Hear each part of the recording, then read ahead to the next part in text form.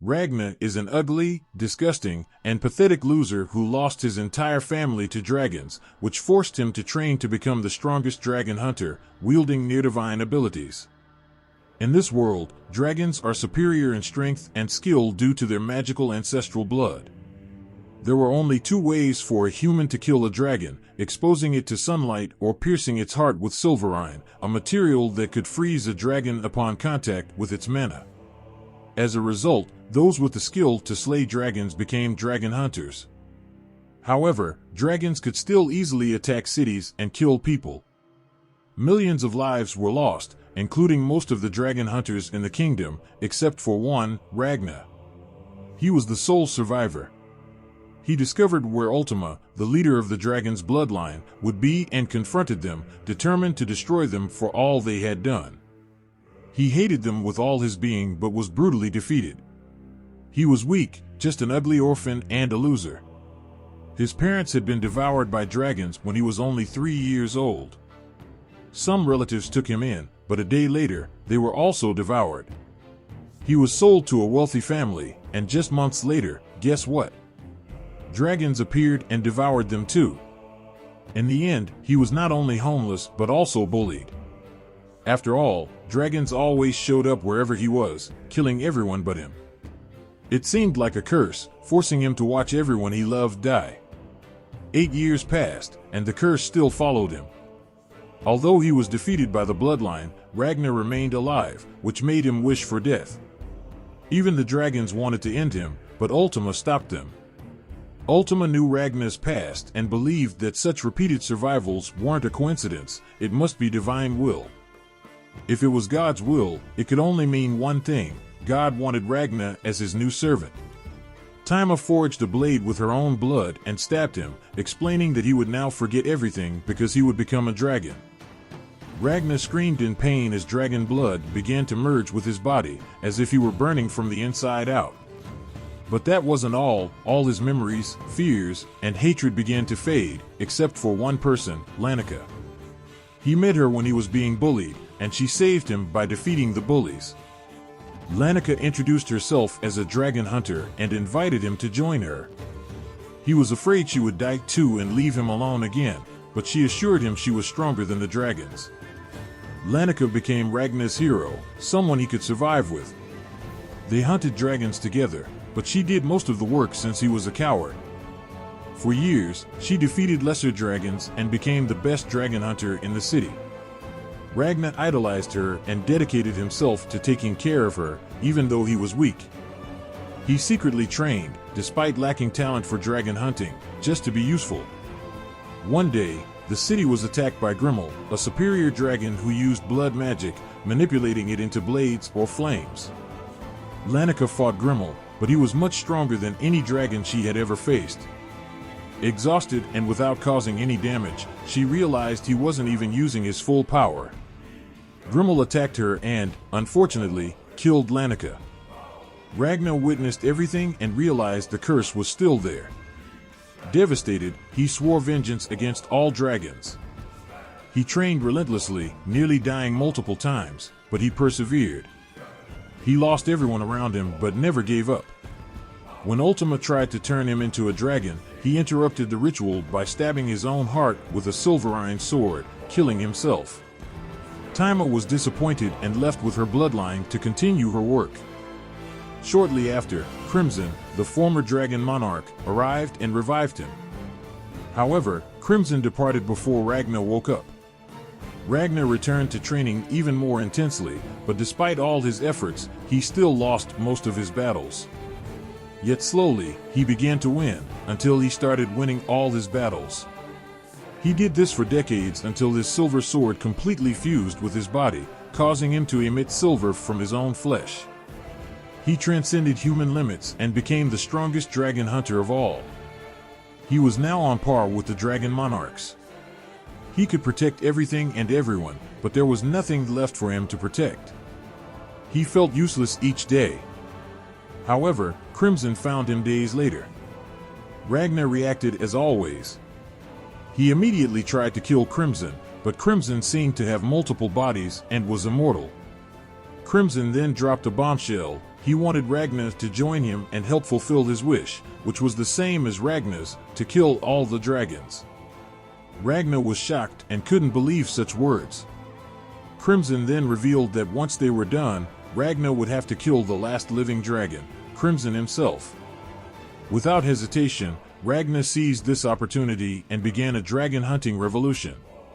However, it took a long time. They wanted it to be faster, so they came up with the idea of sending Ragna back in time and giving his younger self his current power. He appeared on the night of the attack, just before Lee's death. Grimmel was still explaining to her how little dragons thought of humans, and the younger Ragna was still at the river. The older Ragna showed him all the devastating memories, including the one where Leonica dies. He stabbed him with his sword, transferring all his power to him to save Leonica and everyone else. When the power surged through him, the younger Ragna felt excruciating pain, screaming loudly and scaring the dragon hunters who rescued him, just as Grimmel tried to attack Leonica. Ragna awakened. He immediately froze all the lesser dragons effortlessly. His demeanor had completely changed. He now seemed cold, thanks to the silver aura he emitted, which completely terrified Grimmel, stopping him mid-attack. Grimmel compared this terrifying aura to that of a dragon monarch. When he sees that Ragna is coming, he tries to act tough, transforming into his dragon form, but Ragna immediately freezes him as well and shatters him into pieces. Leonica is there, watching this insane power in action. She's still alive, which makes Ragna happy. He runs to her to embrace her and collapses in her arms. The next day, the city is attacked again by a forest dragon called Timuov. Ragna is still asleep, but Leonica immediately rushes out to protect the people. The trees of the forest seem endless and alive as they keep attacking her. They even reach Ragna's room and try to attack him as well. When Leonica sees this, she turns back to help him. However, other trees intercept her, but before they can attack, Ragna wakes up. He instantly freezes the trees and tracks down Tiga, who is devouring some maids in the forest. Ragna charges at him without hesitation, worrying Leonica. She follows him but can't keep up, as he's far too fast now. When he reaches Tiga, he kicks him away just before he can devour a young maid, sending him flying through the forest. But as he turns to the young maid, he realizes it's Crimson, the former dragon monarch in disguise. He thinks Crimson is there to find him, but Crimson seems confused, not understanding what's happening or who this crazy boy is. However, Ragna retains the memories of his past self, so he knows Crimson has always been like this. Leonica soon catches up to Ragna, but Timbra attacks them. Leonica steps up to face him, but Ragna quickly resolves the situation. He hands Cap a silver bomb, causing it to explode and destroy the entire forest. Leonica is surprised by Ragna's power, even joking that it'll be hard to keep up with him now. However, Ragna simply tells her to leave him and leave the country. Leonica is shocked, unable to understand why he would say that. She refuses to accept it, yelling at him, as she is the leader, the one who gives him orders. Ragna is stunned. Leo has always been calm, strong, and decisive, no matter the situation they were in. Why can't she accept that this is the best decision? Until reality and guilt hit him. Leo is indeed strong and calm, but she is also a child. She's only 12 years old, just a child who was forced to be strong to protect his weak and pathetic self. But now it's time for change. He knows Leo will die if she stays with him, so he has to make a decision. And so, he decides to save her, repeating the same words she used to save him, "The weak die." Leo begins to cry. She doesn't want to be separated from him. She explodes in fury, thinking she can prove her strength by attacking him. However, the sword of what was once the strongest dragon slayer is stopped by one of Ragna's fingers. He forces her to leave the country with the other dragon slayers and watches her leave while crying. After seeing Leonica leave the country, Ragna turns his attention to Crimson. Crimson wants to go home, but Ragna keeps insisting that he is the former dragon monarch, which doesn't make sense since he's still alive despite being exposed to sunlight. Ragna easily explains that Crimson hasn't died yet because he's no longer the winged monarch. Crimson shrugs and walks away. At that moment, Ragna suddenly collapses from a high fever, prompting Crimson to stay, as Ragna saved him earlier. Later, Ragna wakes up, and Crimson questions him about the dragons destroying the kingdom. Ragna explains that this is why they need to act now. They must kill the winged monarch leading them, Timati. Crimson finds it unbelievable, almost a joke, but Ragna isn't joking. His future selves managed to do it, so it's possible this time. However, they'll do it even faster since they've already met. Crimson turns, pondering how Ragna knows so much about him. He wonders about the future Ragna keeps mentioning because, for him, it hasn't happened yet. In fact, he finds it amusing. While Ragna was unconscious, Crimson analyzed his body and discovered he is fused with a silver sword. Ragna can generate silver, and his potential is astronomical. Crimson, being cunning and ingenious, is secretly excited to test this new method of eliminating dragons. He then turns to Ragna, still pretending to be an innocent little girl. Suddenly, they spot some lower dragons flying nearby. They're heading toward Lona's group, and Ragna can't let that happen. He grabs Crimson and runs in the same direction, asking for orders. Crimson tells him to annihilate the dragons, and Ragna does just that, kicking one of the dragons and stopping all of them. He then releases his silver, creating multiple swords around him and sending them to pierce a dragon before it can attack him. The dragon freezes, and one of the swords flies toward Crimson, who catches it.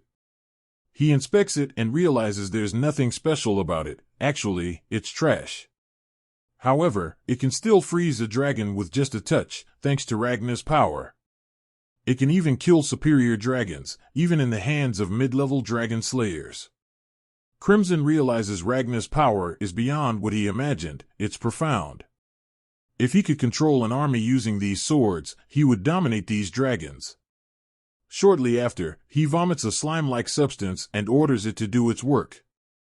The slime attacks the dragons, consuming them and dissolving them into bones. Crimson finally decides to reveal his true identity and accept an alliance with Ragna, but under one condition: Ragna must drink a special poison that will kill him if he tries to betray Crimson. Crimson harbors a certain fear of Ragna's power, so he needs assurance. Ragna quickly drinks the poison without hesitation, surprising Crimson. Crimson then sits and addresses Ragna, telling him about his plan to exterminate the entire dragon race. He will then kill the dragon god. The next day, they set off. Ahead, they come across a group of people struggling to defeat some lower dragons. Ragna immediately handles the dragons, leaving the group in shock.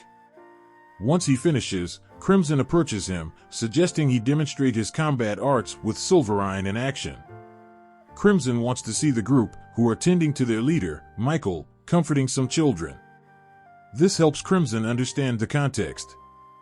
He approaches and reassures them they are safe now since Ragna, the Reaper, has dealt with the nearby dragons. He introduces Ragna as a master dragon hunter who has slain many superior dragons. This isn't true, of course, but they don't need to know that. Fortunately for him, they believe it and even refer to Ragna as the Reaper. Michael introduces himself and kneels, begging the duo for help. He wants them to confront a superior dragon that attacked the city of Torur. The group had to flee when a massive tornado hit unexpectedly, caused by a wind-wielding superior dragon named Dasus Tua, the third in the winged lineage.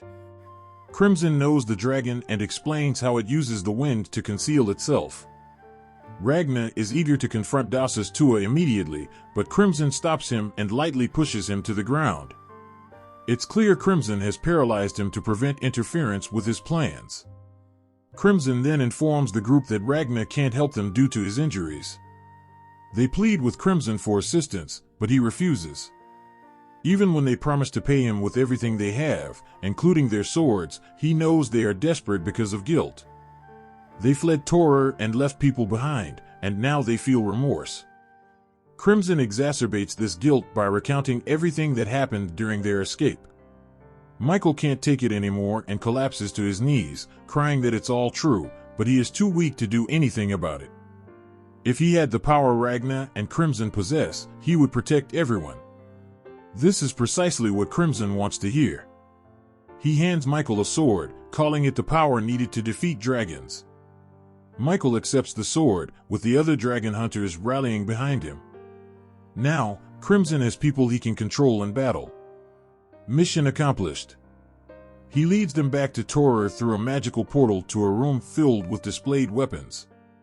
It's the coolest thing they've ever seen, but the most impressive are the bullets infused with silverine from Ragna, the Reaper. The slime is also useful for tracking Das's Tua's movements and reporting back to Crimson. It creates a simulation of the city's current state, showing that the tornado is still active with some survivors. Crimson deduces that Das's Tua is merely biding time, ordered to stay in the city. He then formulates a plan. Before dawn, he rallies the dragon hunters with a motivational speech, leaving them energized. They set out and soon find Das's Tua. Crimson uses a loudspeaker to provoke and insult the dragon, enraging it. Das's Tua becomes so furious that it begins chasing them, which is exactly what Crimson wants. He drives eastward as the sun slowly rises on the horizon. He accelerates the vehicle, but Das's Tua is in pursuit. They open fire, quickly weakening Das's Tua's tornado. Soon, they drive under a bridge, causing the tornado to suddenly stop and dissipate. Das's Tua is thrown out, and as the sun rises, Ragna's silverine-infused bridge helps disrupt the tornado. Das's Tua is disoriented, and before he realizes it, the slime, in the form of a giant hand, grabs him and pins him to a giant silver arrow. Das's Tua has never been more confused. In his life, everything happened so quickly, and now he is freezing due to the arrow, which is held in place by 5 knights. He tries to summon his wind, but cannot. He also cannot melt the arrow, as his magic is weak. The knights hold the arrow steady as the sun rises fully, burning him further. He cries out in pain from the cold of the silverine and the heat of the sunlight. Suddenly, the ground where the arrow is lodged is torn away by some force. The arrow falls, taking Das's Tua and the knights with it. The arrow splits in two, with its tip embedded in Das's Tua's chest. Now free and furious, Das's Tua attempts to remove the arrowhead from his chest, turning his back to his enemies, a fatal mistake, as Crimson rams into him with the vehicle, shattering him into pieces. He is then incinerated, burned, and decapitated. Crimson attributes his downfall to his pride. Despite being provoked, Das's Tua didn't use his full power because he never believed he could be defeated. Unfortunately, his negligence proved as dangerous as the silverine and sunlight. After the battle, Crimson provides the dragon hunters and survivors with food, vehicles, and weapons to leave the city. Just as they are about to depart, he casts a spell to make them forget him. He then turns and vanishes. Michael thanks Ragna for his help, and Ragna congratulates him and the others for taking down the dragon, which lifts their spirits. They shake hands, and the group of dragon hunters departs. Later, Crimson pulls a radio from his witch hat and listens to a broadcast. It announces that there has been a dragon attack near the border and that all citizens must evacuate to the capital for safety. No one is to approach the border under any circumstances. Ragna suspects it's a trap, designed to prevent people from escaping the country by gathering them in the capital. They head for the capital and manage to infiltrate the old district near the palace. Crimson disguises himself as a woman named Veronica and leaves Slime to watch over a sick Ragna who cannot handle large crowds. Crimson promises to return in 2 hours and warns Ragna not to cause trouble. He then blends into the crowd, pondering the city's population. Despite the influx of refugees, the streets are oddly empty. The only plausible explanation is that people are being quietly reduced without anyone noticing. He meets one of his servants, Golem, and gathers the latest information. His other servant, Chimera, also arrives. Crimson briefs them on his plan, to make Ragna face Ultima. He needs them to work together to make it happen. Meanwhile, outside, Ragna and Slime find a crowd gathered around an elevated tarp. Military officials are present, who remove the tarp to reveal frozen dragons. The dragons are then burned, symbolizing the capital's safety and its efforts to fend off danger. This excites the crowd, but Ragna knows it's just a ruse and immediately recognizes who is behind it. As he walks away, he passes by Ultima, disguised as an ordinary citizen. Ultima also notices him and turns to ask if he is okay. He immediately becomes alert and anxious at encountering his enemy. He feels the urge to cut her down immediately, but Crimson ordered him not to. While he could defeat her in a one-on-one fight, he decides to wait for Crimson and the others. He knows Ultima's superior dragons, Nebel and Jews, are watching. So, he decides to leave. Just as he walks away, Nebulin appears to check on Ultima. He immediately becomes suspicious of Ragna because he looks like a dragon hunter. Ultima tells him that Ragna is just sick because of the crowd, something he can relate to since he also gets nauseous and vomits. Ragna seizes the opportunity to disappear. Meanwhile, Crimson and his followers analyze footage of Ultima. She is in the palace with the king, and time appears to have stopped because of her presence. She doesn't show up in the footage until the king is attacked, and she heals him. Crimson explains that Ultima appears suddenly at that point because she cannot stop time and rewind it simultaneously. She has to either stop time or rewind it, which is a weakness.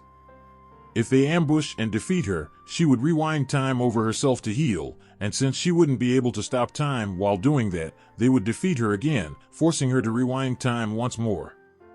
This would repeat until she ran out of magic, which would cause her to expire and die.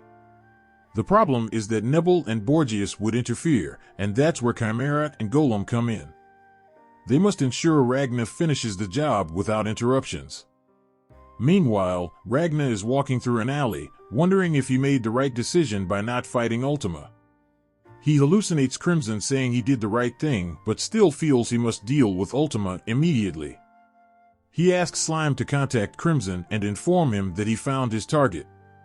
Before leaving, Slime calls Crimson and reports that Ragna has betrayed them. Ragna returns to where Ultima is.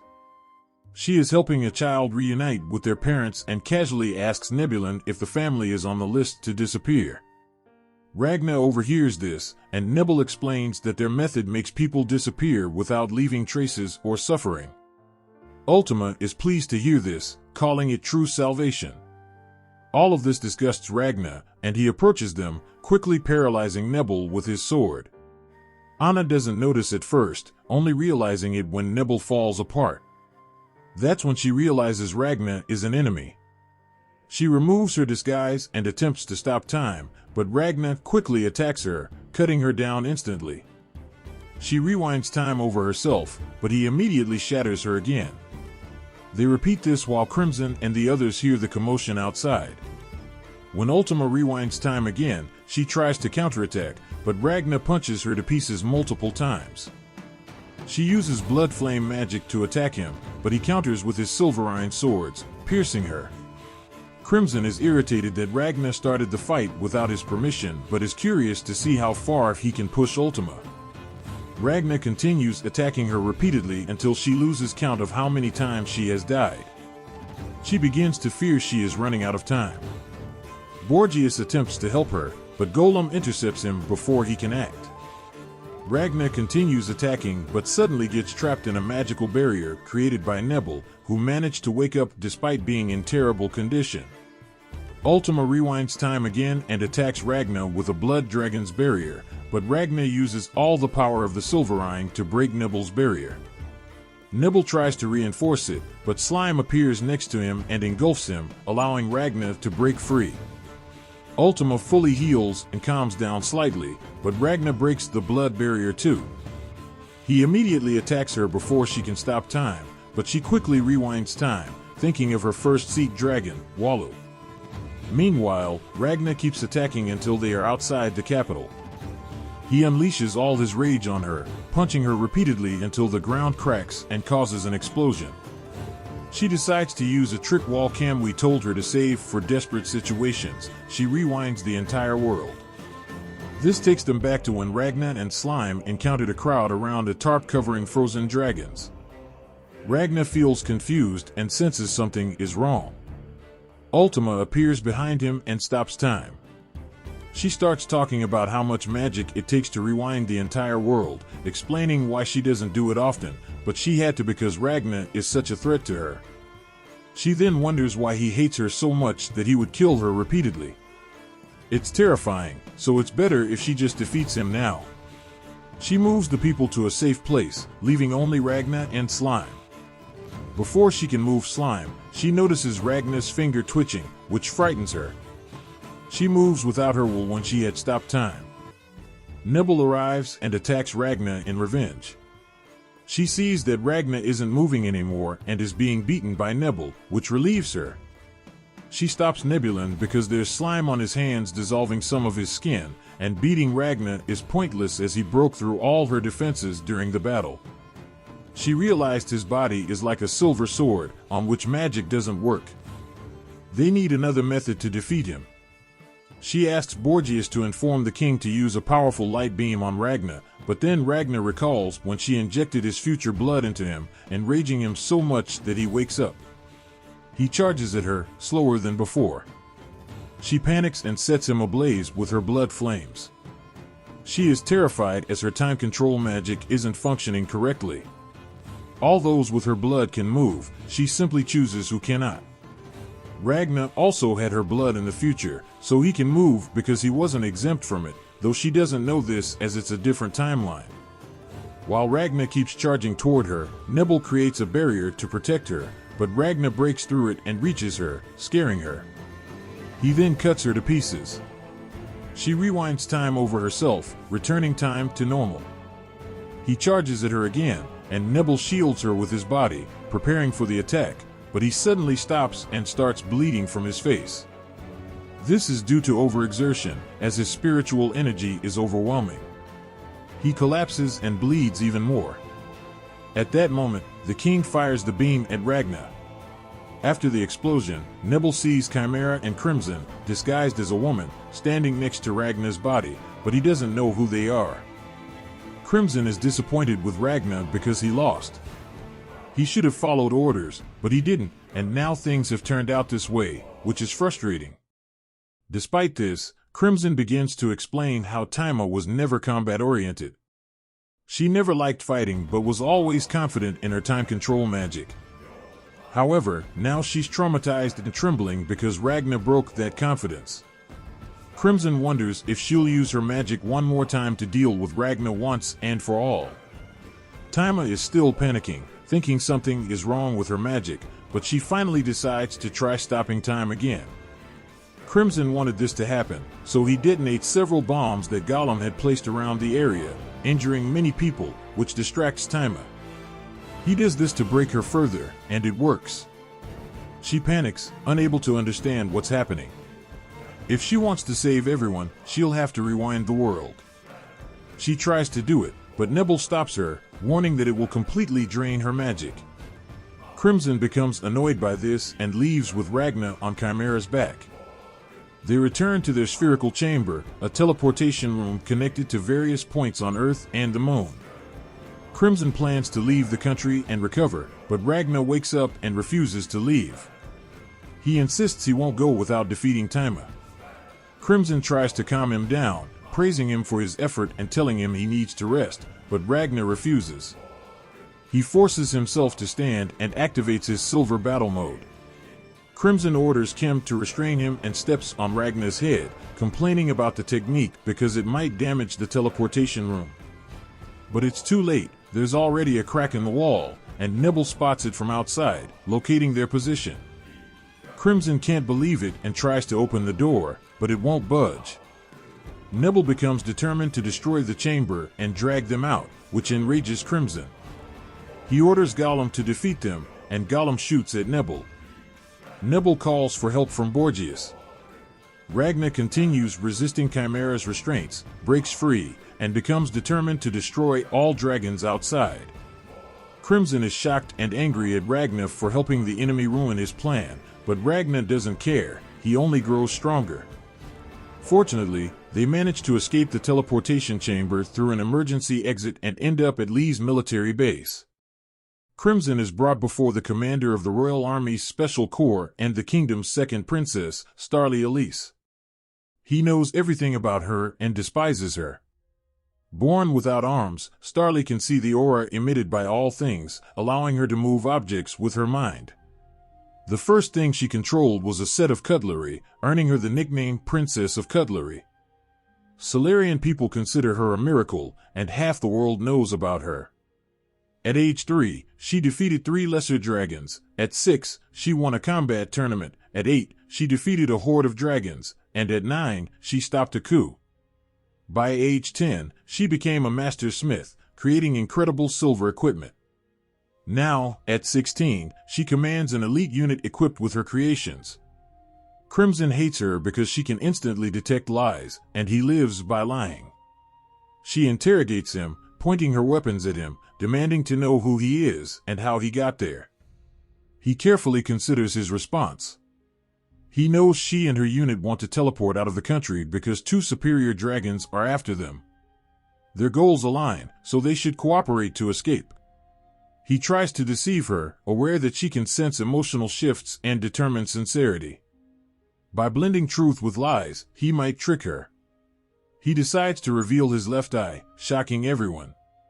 He introduces himself as Krish Weiss, a mage, as great mages sometimes have non-human traits, and he must convince them since the unit has a mage. Crimson doesn't want to hide this because Starly could defeat him if her instincts label him guilty.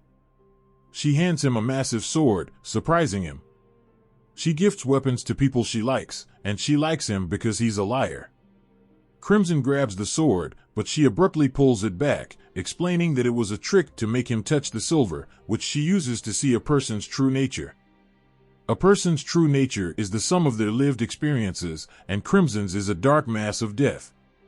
She orders her unit to draw their swords and accuses him of being responsible for the explosions in the capital.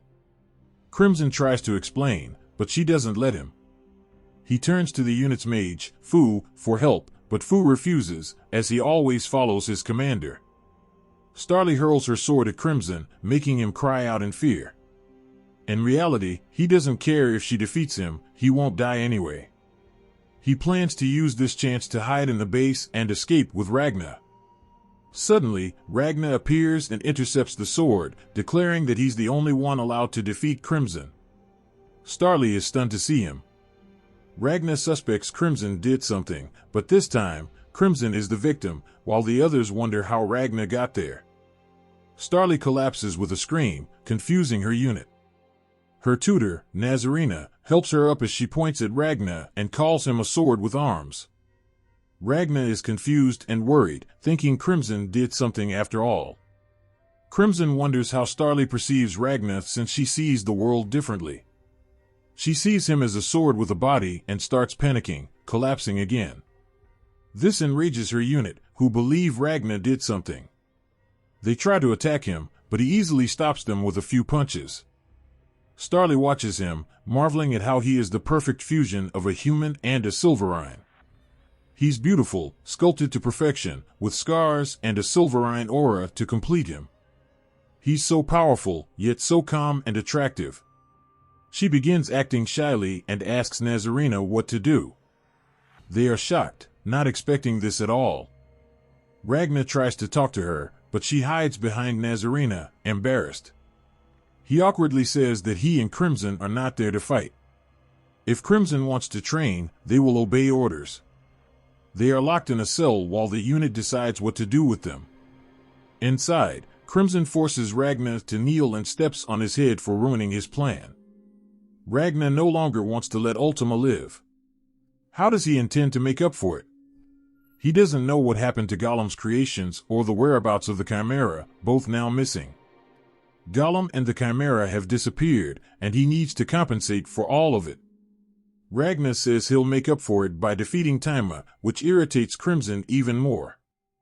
Ragna wants to return to the capital once he recovers, further frustrating Crimson. Ragna then asks about the slime, which Crimson had forgotten. Crimson finds a drop of slime on Ragna's neck and uses it along with his hair to resurrect the slime, though it's smaller now, prompting Crimson to blame him for yet another loss. After Ragna apologizes, the slime asks where they are, which Ragna also doesn't know. Crimson informs them that it's an underground military base in northern Lu. The people there are in danger due to the superior dragons hunting them. This makes Ragna reconsider returning to the capital. The soldiers hold a meeting with Steria, providing her with a report on the current situation. The dragons are acting strangely, there has been no activity, and they don't seem inclined to attack, even if given a signal. They appear to be preoccupied with something. Steria thinks carefully and concludes that the dragons have left but don't intend to let them go. This could still be a good opportunity for them to prepare. Crimson and Ragna arrive, causing Steria to blush and cover her eyes.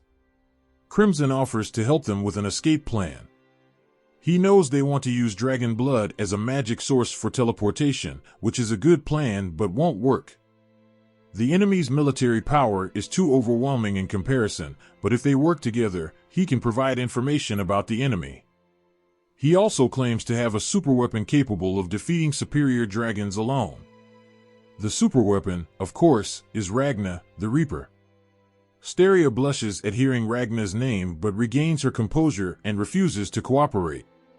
Crimson focuses on one of the superior dragons attacking them, Alto Zora. Alto Zora manages and leads military affairs. His power is chemical synthesis, creating poisons to eliminate or hypnotize targets using his own blood. He can spread the poisons as a mist, covering a large area. Fortunately, the poisons can be neutralized by sunlight and silverine. This information could help them fight him, although his army's strength is multiplied by the poisons and hypnosis. Steria and her unit are suspicious of this information, but Crimson reminds them that if he were lying, Steria would know. He also asks Ragna to convince her because she likes him. Ragna is unsure if he can, but he tries since he wants to help the people there. Back in the cell, Crimson tells him he calculated that at least 10,000 dragons and the 13th seat, led by Osora and Terra, would attack them. The base only has 1,850 people, including personnel and civilians, meaning everyone would die. Crimson urges him to forget Alatia for now so they can escape the country. He'll use everything, including Ragna, to ensure everyone escapes. Ragna convinces Steria that, despite how terrible Crimson is, he wants nothing more than to kill all dragons. That's why he allied with him, and as the world's best dragon hunter, he wants Steria to use him because he can help her. Steria is overjoyed that her first love is asking her to use him but remains professional and agrees to work together. Crimson is satisfied and wants to revise the plan based on new information. According to her information, Steria doesn't care about Crimson, she just wants him to provide information, and she'll handle the rest. Crimson sarcastically agrees and warns her not to make mistakes. He then informs her that the dragons stopped moving suddenly because he and Ragna fought Tima in the capital. That's likely why they rushed back there.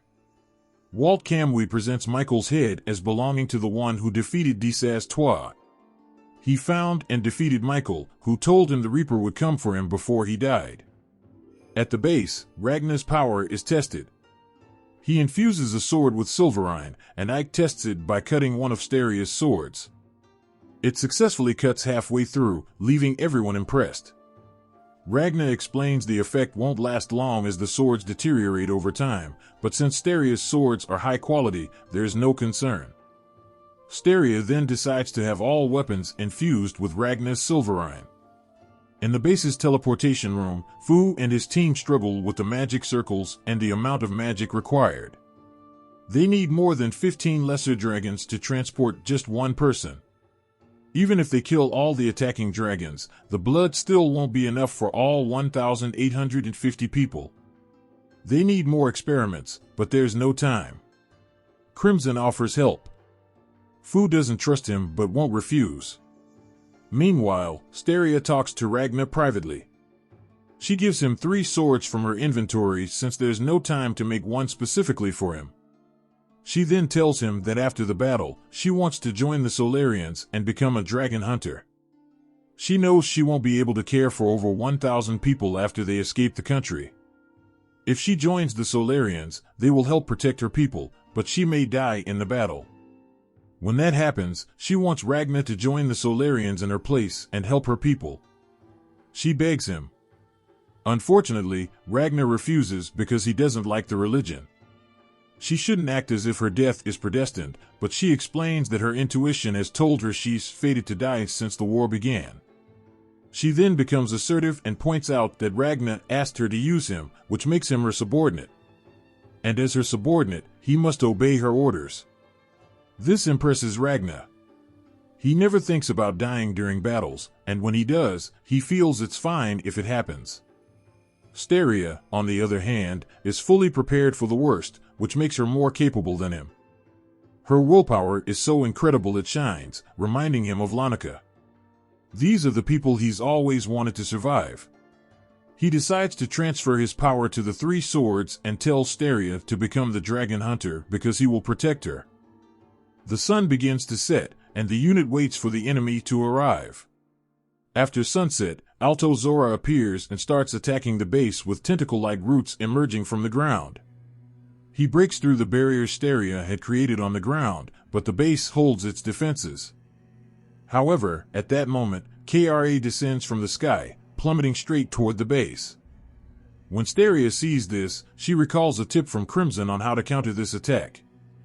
The impact causes minimal damage, and Terra is thrown back a certain distance, leaving Alto Zora shocked.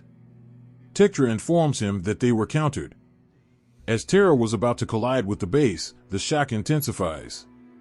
Ragna was the one responsible for the counterattack. He stands at the distance where Terra fell, wielding two swords overflowing with silverine, shining brightly. Alto Zora believes he can defeat the Reaper, but Petra tells him the silverine does not come from Ragna's body, only from his swords. As a result, they do not panic and call for Walt Kamui. Terra then focuses on Ragna, who refuses to tell him his name because he hates talking to dragons. Terra suggests they speak through their strength instead. Leave a like and subscribe to the channel for part 2.